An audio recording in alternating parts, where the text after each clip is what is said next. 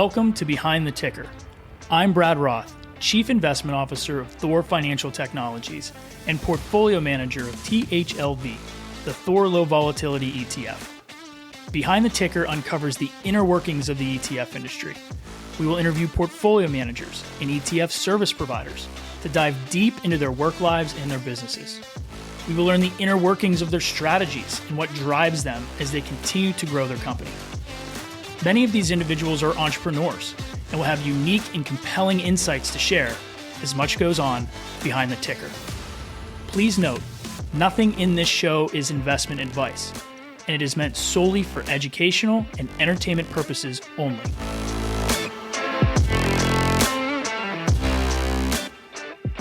Welcome to Behind the Ticker. Today we have Adam Eagleston. He is the Chief Investment Officer at Formidable. They run the Formidable Fund, which is ticker FORH. They also have Kong, K-O-N-G, but today we primarily talk about FORH. They run an RIA, they also run a private fund, and they also have another ETF coming here in the future.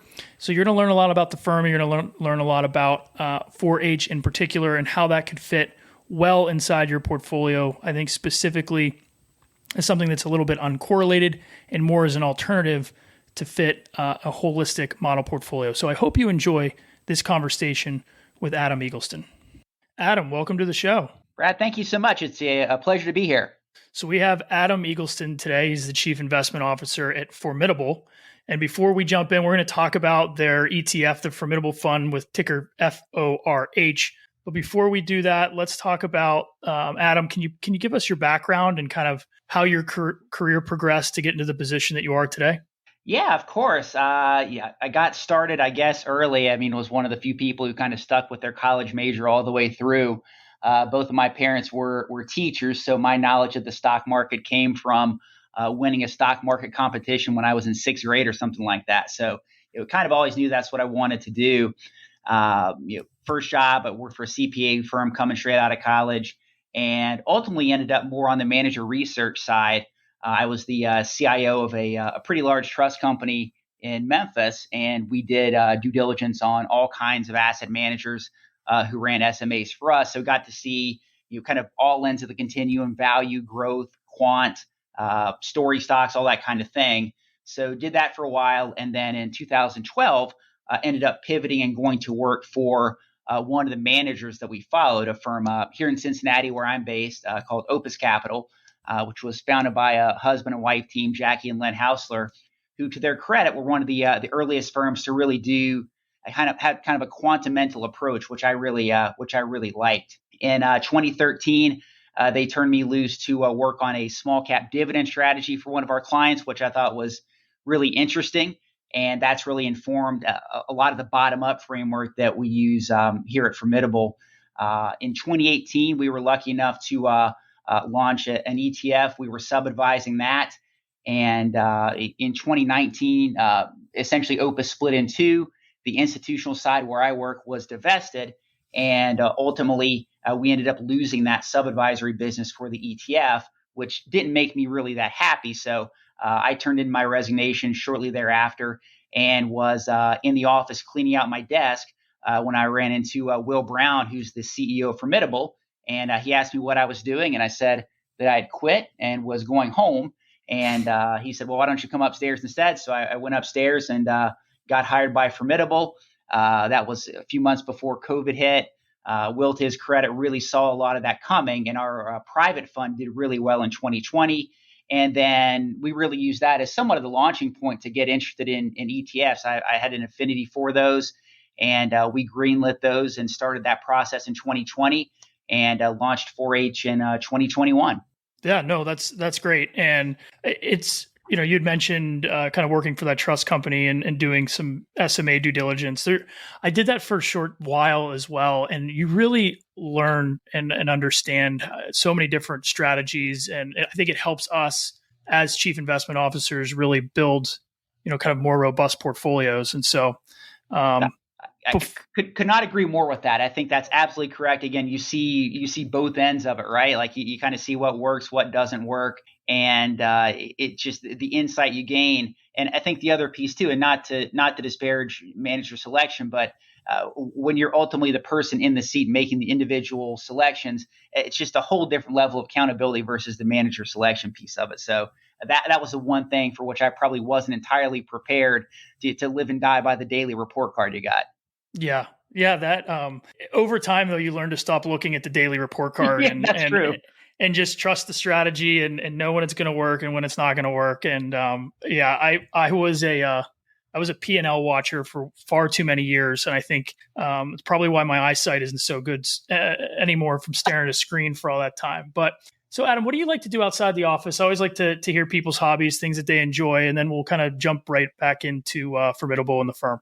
Yeah, of course. So, with the 4th of July upcoming, I've got planned to pull my children around town in a rickshaw for the Wyoming 4th of July parade. But aside from that, I've got three youngish children. So I coach their soccer teams, and when I'm not injured, I still play a fair bit of soccer myself. Yeah, it's funny. I also have young kids, and when we started 5-year-old soccer, I thought, this is going to be horrible. And then I find myself at 6-year-old soccer, like yelling on the sidelines and being that parent. And it's way more fun than I thought it was going to be. Oh, for sure it is. And I joke with my wife all the time. The only thing worse than coaching is not coaching kind of thing. So the first year that my daughter played, she was probably 3 or 4 years old, and I took it arguably too seriously and was watching this very nice guy try to coach them. I thought, I think I can do better than that. So I've gone down the path of getting my coaching licenses and all that kind of stuff because it's not dissimilar from building portfolios in terms of building soccer teams. So there's lots to learn from that type of interaction. Yeah, I actually did the same thing. I was assistant coach this year. I didn't want to take on the full head coaching role because part of that task is organizing who does snack time when on what days, and I didn't want that responsibility. So I figured I would just help coach and let somebody else worry about that important stuff, like who's bringing the Cheez-Its. Yeah, for sure. It's one of those things, right? You can sit at your desk and make large trades, but what always terrified me was getting a match day wrong and having the parents show up at the wrong place at the wrong time. So that's right. Yeah, for sure. That's a lot of responsibility. So we're going to talk about the ETF mostly today. But before we do, let's talk about Formidable, the firm, more holistically. Can you talk about all the different services you provide? Because from what I saw, it looks like you have a robust, asset management and planning business, and they're also, a private fund business as well. So I'd like to talk about both of those things. So what do you guys all have going on at Formidable? Yeah, we have a lot going on. Pleased to report that the firm just hit its 10-year anniversary. So really a credit to Will Brown and the team that he's built here. He spun the firm out. I think it's really part of our ethos is that we will build something if we think we can do it better. And that was really Will's impetus in building the firm. He's done a great job of recruiting a lot of talented advisors to come to the firm over the decade it's been in existence. And that was really the progression for the ETFs as well. As I mentioned, we had been doing a private fund since 2016, which predated me. But that fund had some success, especially in 2020, thanks to some of the hedging we had in there and some of the active management. So we really wanted to broaden the ability to offer that beyond just our walls here. And that was really what took us into the ETF business. But we're really fortunate. We have some great advisors who are focused on planning. And I would say the model is very much a hub and spoke kind of model. So at the hub of the firm, you have compliance, you have operations, you have a CFO function, you have client service, you have investments. And then we have 6 or 8 financial advisors who plug into that ecosystem. And some of them really are extensive users of the models that our investment team builds, and other ones choose to go their own route a little bit. So that's really, in broad strokes, the history of the firm and how it's structured. So with the private fund, is that fund still in operation? Sounds like it is. Yes, that fund is still in operation. It is pivoted over time. So what we found is that a lot of the things that we were doing in the private fund found their way into FORH, and we really like the ETF wrapper there. And the private fund has changed a bit, and that's become a little bit more of a hybrid between some of the traditional public equity stuff that we do and also some more esoteric private equity, private placements, more traditional private equity, et cetera. So the private fund has shifted a little bit over the last few years. So is the ETF kind of a version of that fund X the private investments? So does it mirror at all maybe the equity selection in that fund? I think at one point it did, and they've really diverged in some interesting ways. Really, when we used a lot of the learnings we had, some of the successes we had in the private fund, we decided to bring those to bear in 4H.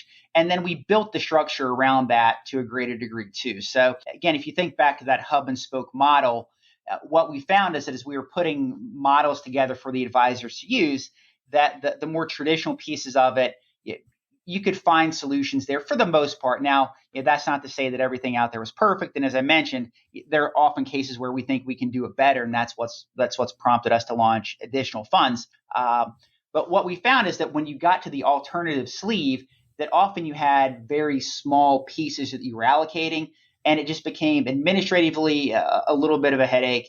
If you had a 1.5% weight in REITs and 2% in listed private equity and 2% merger arb. So you had all these little pieces out there, A.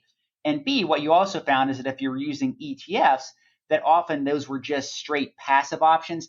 And we would essentially dig into the ETF and found that we didn't often like how those ETFs were constructed. So what we decided was to develop 4H into what we would consider a single ticket alternative solution that takes all these various alt sleeves and puts them into one wrapper that's very tax efficient, and where we can also bring to bear the hedging component, which again, that is one thing that is congruent with how we ran the private fund in 4H, was that we wanted to have the ability to cut off the tail end of the distribution when you have market events like you had in 2020, to a lesser degree like you had in 2022.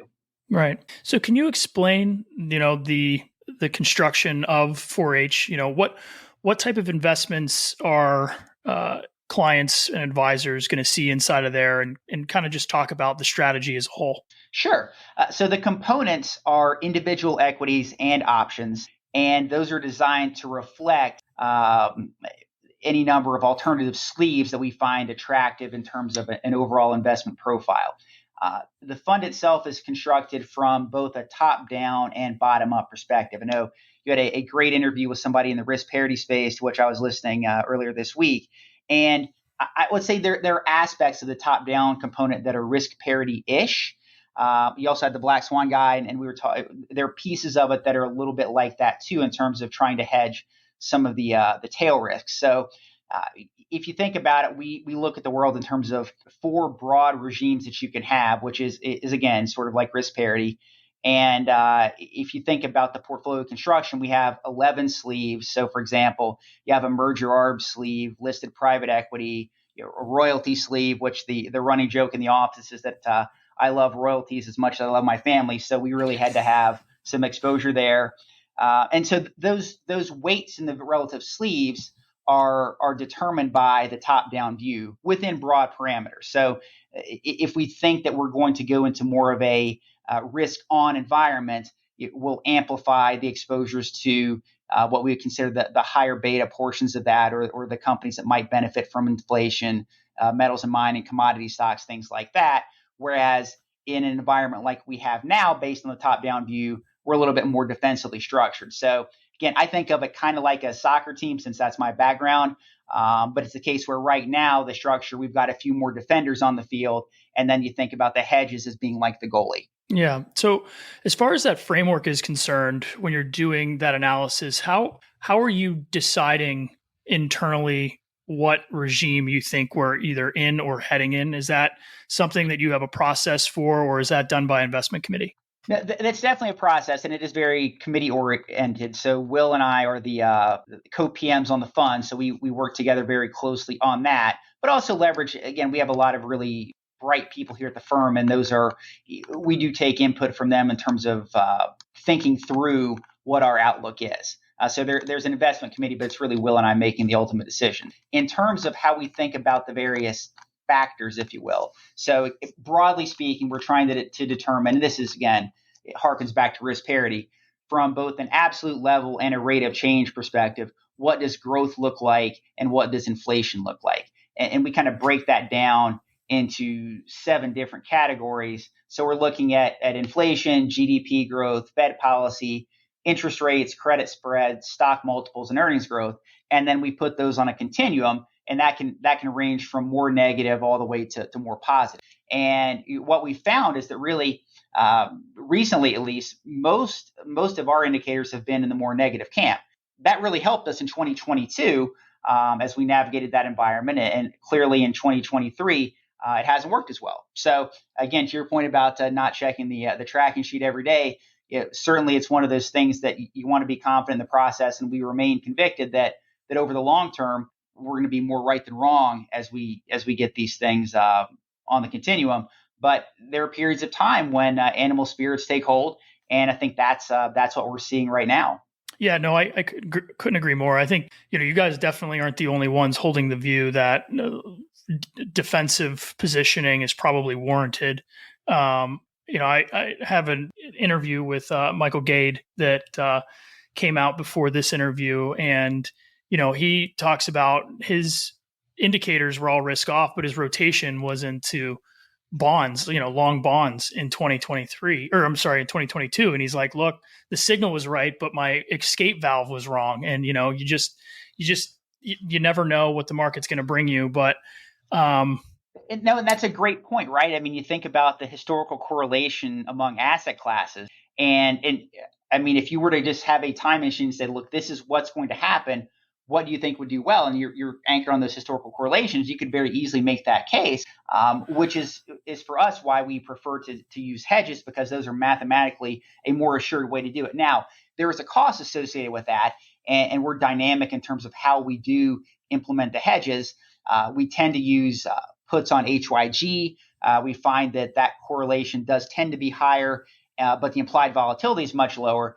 And then if we're in a very risk-off environment, or at least what our models are indicating to be risk-off, in those cases, it'll be more of a belt and suspenders approach, and then we'll have a put spread, in this case on IWM, which is the small cap ETF.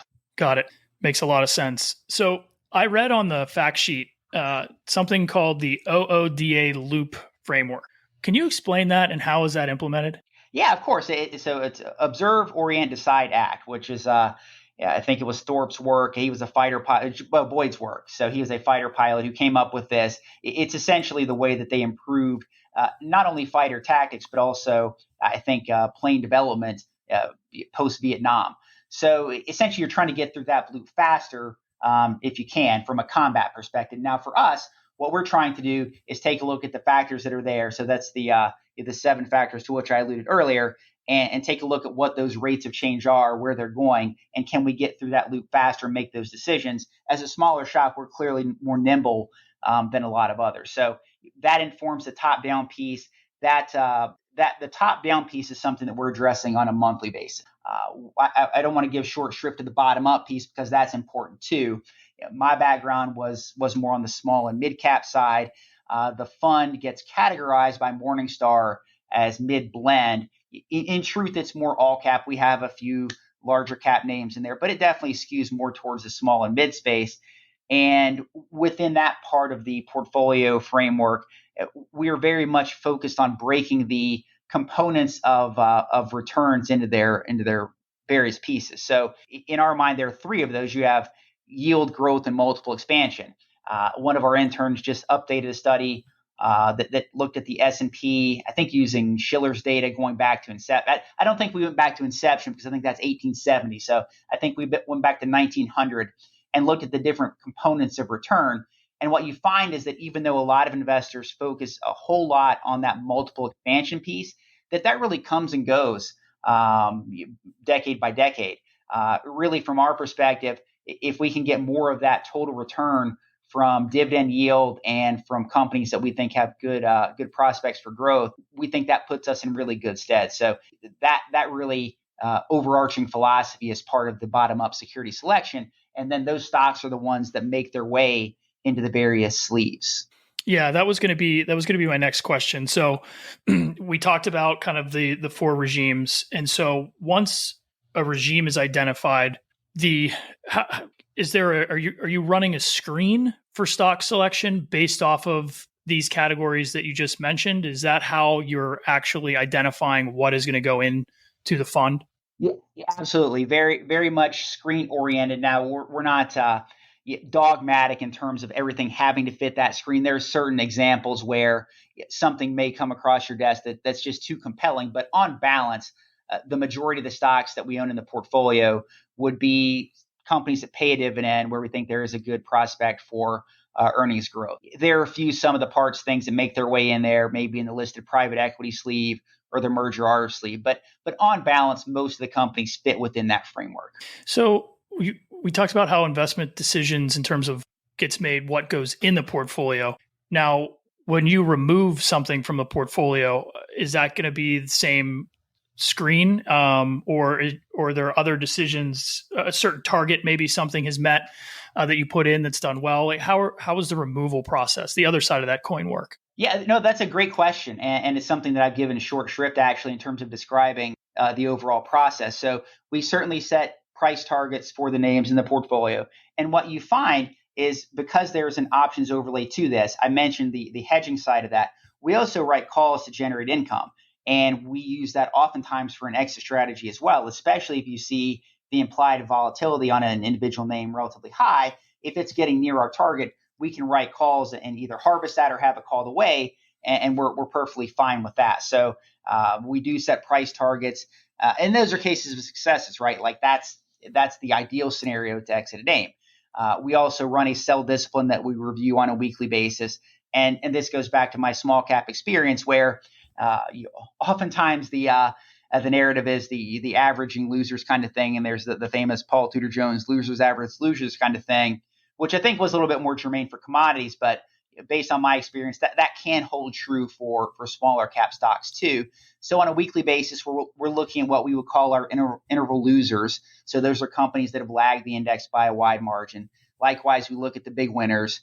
We look at companies where they're approaching our price target, et cetera. So we look at all those things as we think through the sell discipline, and then our exit strategy is informed by if the company's near a target, can we write a call and exit that in a little more opportunistic way? And then, of course, the other side of that, and part of the beauty of the ETF and the custom basket, is that can we use that function to essentially get rid of those gains via the use of a custom basket. Right. So what about weighting? How are weighting decisions made? I've looked at, not everything in there is obviously equal weighted. How are you guys deciding how many chips to put behind, each stock as it goes through the selection process? Of course, conviction weighted. We tend to run a relatively concentrated portfolio. So normally it's around 30 or so stocks. And some of those weights can range up to 6, 7, 8%. And those are the names that are higher conviction names in the portfolio. And some of the smaller names are ones that either A, we've been trimming over time as they've neared a valuation target, or B, in certain circumstances, it might be essentially a sleeve within a sleeve. So an example of that would be in the merger arb sleeve, we may look at biotech names and try to find a list that are trading below cash that we think have a good catalyst. And those are cases where we don't want to allocate as much of the risk budget to a name like that, but we might buy 3 of those at 1% positions apiece and then concentrate elsewhere in the portfolio.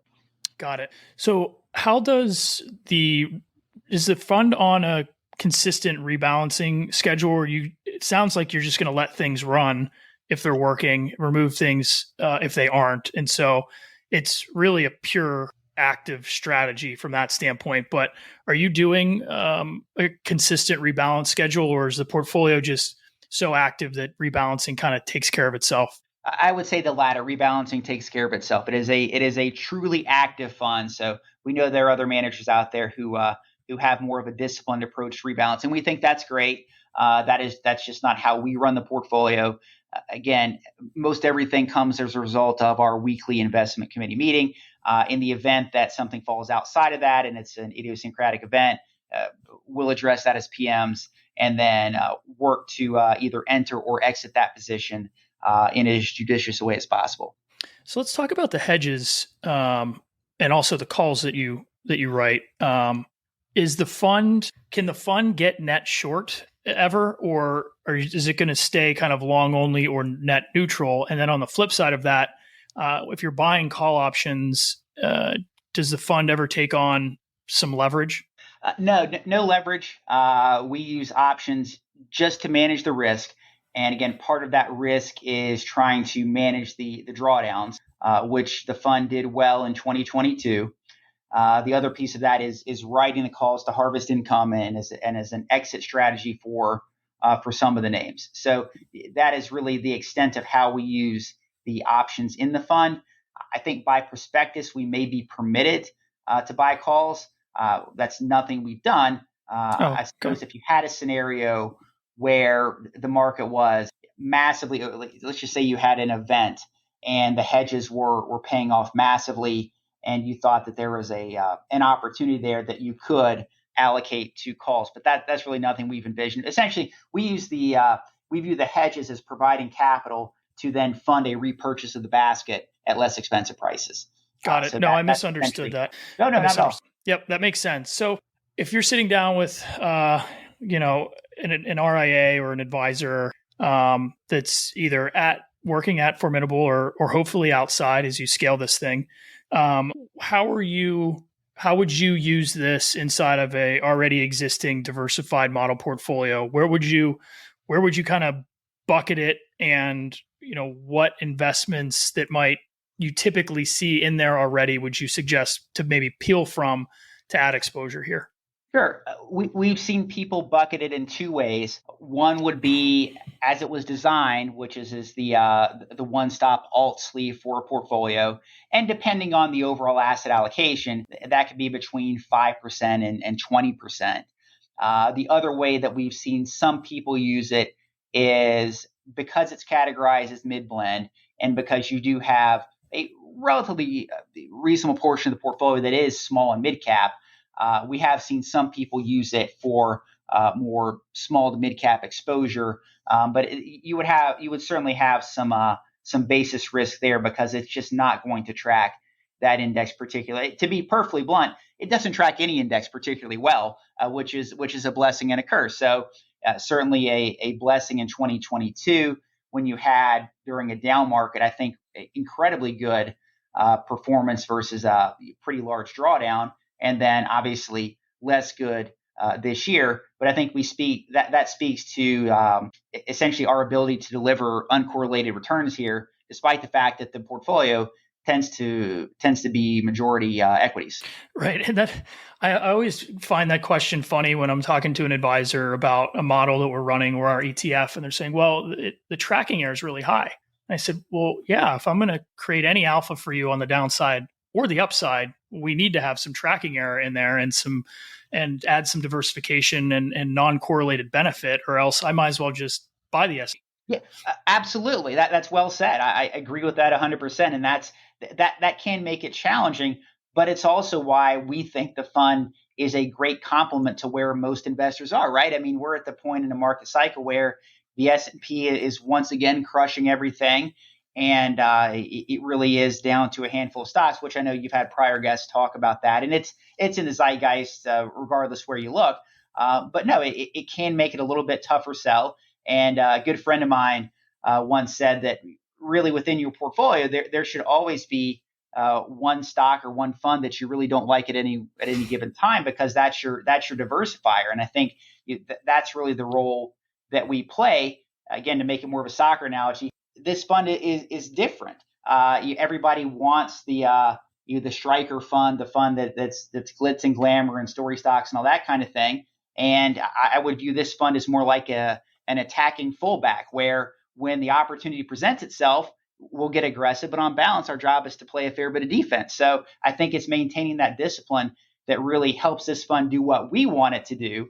And again, we would encourage investors to look at it from that perspective. Yeah, and I couldn't agree with that more. What we've seen, in our experience is, especially with kind of small to mid-size RIAs, is that they tend to want to strategy chase, and they'll come in and buy a fund like yours or buy a fund like ours, after the damage has already been done, when in reality that should have been allocated to it while the party was still going on, and just stay in the portfolio all the time. I mean, we Right. No, both no, love that. absolutely right. Like our phone was ringing a whole lot more in January and February on the heels of 22, right? It's been pretty quiet lately. But I think what that shows you is that for a fund like yours, a fund like ours, that yes, when you get a drawdown and you need to reallocate to risk assets strategically, it's a source of capital.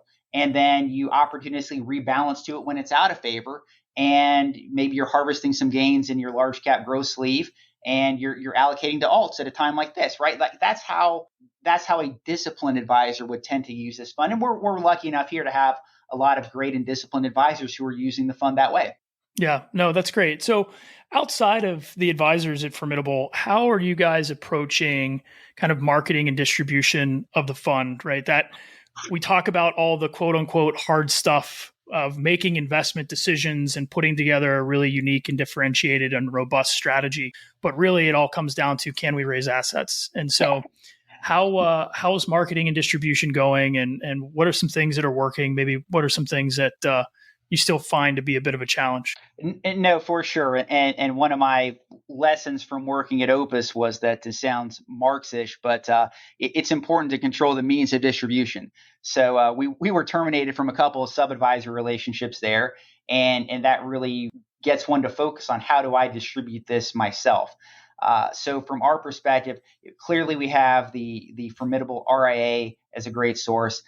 We are working with a third-party firm, Safe Harbor, to help with more of the traditional distribution. So that is the very much the cliche feet on the street, knocking on doors, making phone calls, email campaign kind of thing. And that's still in its earlier days. I mean, as you know, the sales process is relatively long, even for traditional funds that have great performance. Again, this is a much more esoteric fund that is uncorrelated. So it's going to necessarily be a longer sales cycle from that perspective. So for us, we think that a really unique way that we can attract assets to the fund is by drawing people into, I guess, what I would broadly call the Formidable ecosystem. So I mentioned earlier the hub and spoke model that we have. So we can use that to attract other advisors to join the firm, and then all of a sudden they express an interest in using the fund. We generate a lot of great intellectual capital, market commentary, model portfolio. Like, we're doing all this work already, so it makes perfect sense for advisors to join us, or for those that don't want to join us and continue to do their own thing. One thing that we've explored doing is doing this in more of an outsourced CIO type of way, where we can help these advisors focus more of their time on attracting new clients and taking care of current clients. As you know, a lot of these RAs tend to be pretty small. They don't necessarily have a team of CFA charter holders and research analysts to do their work for them. It can be one or two people who wear 8 or 10 different hats. So we see that avenue in terms of being a partner for some of these firms to provide a more holistic investment solution powered by our ETF, as a way that going forward, we're going to be able to generate some traction for the fund. Yeah, I think that part of the business, that OCIO business, is just going to continue to grow. I mean, as people become more entrepreneurial in nature and want to put their own shingle out, you've got $100 or $200 million broker who leaves a wirehouse and decides to open up their own shop. I mean, they were used to having those services provided, and quite frankly, when you have the accounting hat and the marketing hat and the salesperson hat and the planning hat on, trying to build portfolios and stay up on top of research can become quite a challenge. There is no doubt about it. And I remember meeting with firms years ago, and they would spin out of a wirehouse, and they would celebrate the freedom that they all of a sudden had. And then all of a sudden you go from this very well-defined sandbox of investment choices to this undefined sandbox of choices. And it's decision fatigue, right? Like, we've all seen the studies from a behavioral finance perspective where you can only deal with a certain number of choices, if you will. So that's just the math of it. And again, I think that we were reviewing a lot of studies as we started to put this together. And there are essentially three main responsibilities that advisors have. They typically work a 53-hour week. Half that's taking care of clients, 40% managing their business, and 10% investment management. Well, I have to tell you, I spend a whole lot more than 5 hours, I'm sure you do too, on managing investments. And that's kind of the minimum one has. Like, it's just, if you're only spending 5 hours a week doing that, you're just not going to be able to do it as well as you probably want, or that your clients probably want. And I think there's actually a pretty big disconnect too between the relative value that clients place on investment performance and unique portfolios and how much value the advisors place on those based on the studies I've seen. So I think that disconnect is really an opportunity for you and for us to find some of these advisors who might be willing to take a step back. And to be perfectly fair, again, I'm grateful to work with a lot of really great CFPs. They're incredibly nice people. Their time is much better served being in front of clients. I'm a much more persnickety person. My nickname here is the algorithm because I don't have any feelings. They don't want me in front of clients. They want me here cranking away at my computer making investment decisions. So it is kind of a highest and best use of time kind of thing too. But I think more firms are starting to come to that realization. And again, I think that's a great opportunity. And it's the best thing for the client ultimately too. I think they're going to get better outcomes. Yeah, no, I agree with all of that. That's funny. I was a CFP charter holder for a number of years and realized that I belong behind a computer as well. I don't love the one-on-one planning component, but you got to find what your lane is. But I can relate to you, Adam. That's awesome. Yeah, no doubt about it. Again, my first job was working for a CPA firm. That was always the old joke, is that the extroverted accountant looked at the other guy's shoes kind of thing. There's some truth in that. So yeah. So before I let you go, do you guys have any plans to maybe launch some more funds, or are you going to keep just laser focused on your first issue here? So we have two that are active currently, and then we have a third that is undergoing SEC review. I think literally as we speak. I don't have an update from our counsel on that yet, but we are working on a third that we think is going to also be. I probably shouldn't say too much about it, but we're excited about that. It really builds on the D component of our D plus G equation. So I didn't notice the other fund. I'll let you take a minute or two if you'd like to talk about it. Oh, of course, yeah. So ticker is Kong, Kong, which is a tremendous ticker. Eric Balkunas even tweeted about it when the fund was launched back in July of 22. So we've got that up at the office here. Really, a little bit of a legacy fund. So it's a strategy that Will put together before I joined the firm. It's called the Fortress strategy. And so Kong's name is the Formidable Fortress, but really focused on higher quality, mid to large cap names, quality businesses, strong growth, high margins, fortress balance sheets, et cetera. So that is how that fund is put together. Similar from the perspective in terms of concentration. So about 30 names there as well. Maybe a little less active on the call writing side. A little more disciplined on the rebalancing side. We tend to do 2 rebalances a year there, since it is more factor oriented than 4H as far as that goes. But yeah, it's been something that's been great. It does have a tail hedge to it as well, so that's more of a put spread on the S&P, since that's a little bit better reflection of Kong's market cap versus 4H's market cap. Got it. I'm glad I asked that question because I didn't know that was out there. So I might have to have you back on to talk about Kong another time and dive into a little bit more detail on it. But Adam, would love that. We may throw that one over to Will since that's his baby. Okay, yeah, I'd be happy to talk to Will. Look, before I let you go, where can people learn more about Formidable? Where can they learn more about 4H? Where can they learn about Kong? Where's all of your information out there? Of course. So a little bifurcated here. So as you know, in terms of dealing with the world of ETFs, we're a little limited in terms of what we put on the funds website. So if you want more information on 4H or Kong, you can go to formidablefunds.com. If you want more information on the parent company, the RIA, if you will, that is formidableam.com. And I would say there, you're probably going to get a little bit more pointed commentary. We write a monthly newsletter, actually in the process of working on that now, that is titled, I think, Breakpoint or Point Break. So we have a little bit of fun with that. Our podcast is there. Some content we write for Forbes, et cetera. So formidableam.com. Probably get a little bit more insight into our thinking more holistically. And then formidablefunds.com is where you're going to find the meat and potatoes on the funds, fact sheets, prospectus, all that kind of thing. Well, Adam, I appreciate and I'm very thankful for your time. Thanks for joining us. Pleasure's all mine. Thank you so much. Yeah, and we'll talk to you soon. I hope to run into you at some point in the future, hopefully at a conference or an ETF conference, and be able to meet you in person. Would love that. Absolutely.